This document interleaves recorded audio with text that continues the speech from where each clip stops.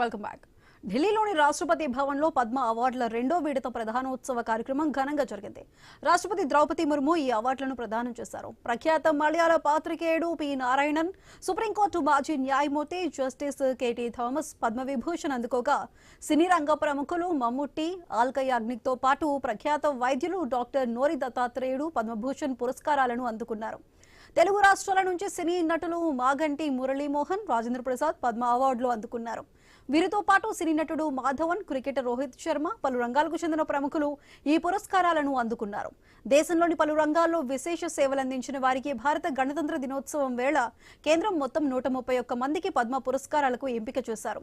తొలి విడతలో 66 మందికి అందజేయగా మిగతా వారికి నేడు ప్రదానం చేశారు. ఈ కార్యక్రమంలో ఉపరాష్ట్రపతి సిపి రాధాకృష్ణన్, లోక్సభ స్పీకర్ ఓం బిర్లా, ప్రధాని నరేంద్ర మోదీ, కేంద్ర హోంమంత్రి అమిత్ షా, మాజీ రాష్ట్రపతి రామ్నాథ్ కోవింద్, కేంద్ర మంత్రులు రామ్మోహన్ నాయుడు, పీయూష్ గోయల్, ధర్మేంద్ర ప్రధాన్, గజేంద్ర సింగ్ షెకావత్ తదితరులు పాల్గొన్నారు.